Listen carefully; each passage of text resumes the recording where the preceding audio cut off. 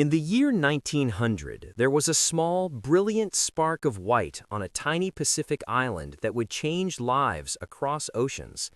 On Ocean Island, known to its people as Banaba, an itinerant prospector named Albert Ellis bent his head and scraped at the ground.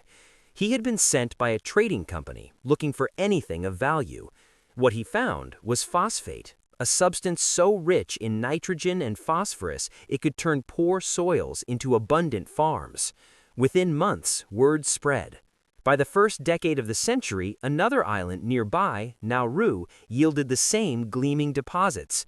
What began as a geological find became quietly and quickly an international enterprise.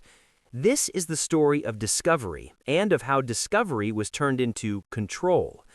The early phase was almost banal: prospectors staking claims, ships hauling sacks of rock to fertilize the burgeoning farms of Australia and New Zealand, companies forming to manage extraction. But beneath the commercial bustle were the levers of empire: colonial administrations, private financiers, and imperial appetite for raw materials. Nauru and Banaba were tiny, remote, and sparsely populated.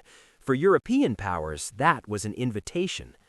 During and after the First World War, those levers tightened into a formal arrangement. Nauru had been a German possession. After the war, it fell under a League of Nations mandate administered by Australia on behalf of Britain and New Zealand.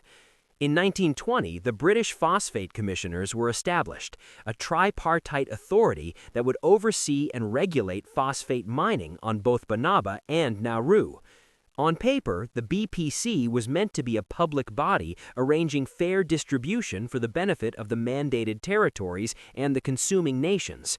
In practice, it centralized control of a resource that had once been quietly exploited by a scattering of companies and turned it into a state-managed lifeline for Australian and New Zealand agriculture.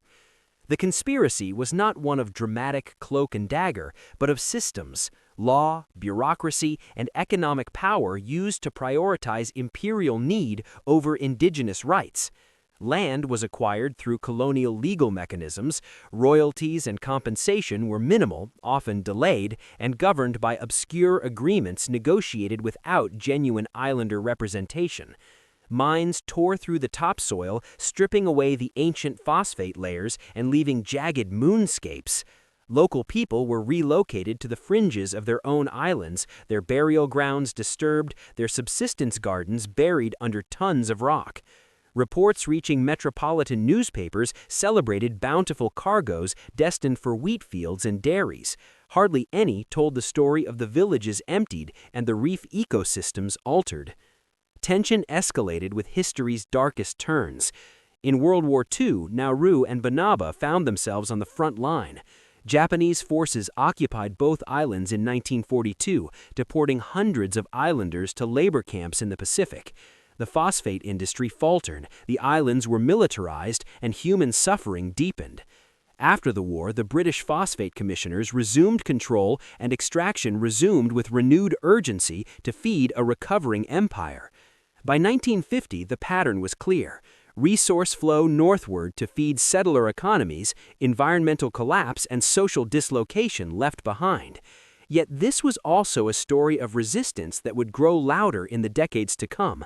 Islanders, their leaders, and sympathetic advocates began to document the loss: land taken, cultural heritage damaged, wealth diverted.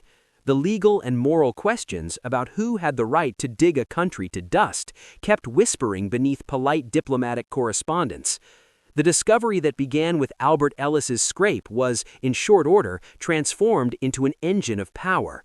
It built railways and fertilized fields far from the Pacific, but it also built a quiet conspiracy: the collusion of governments and industries, the juridical mechanisms that made extraction lawful, and the rhetoric of development that masked dispossession.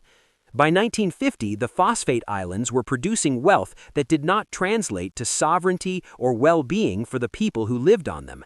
The white rock had, paradoxically, made the islands both globally important and locally vulnerable, a legacy that would shape the political struggles of the region for the rest of the century.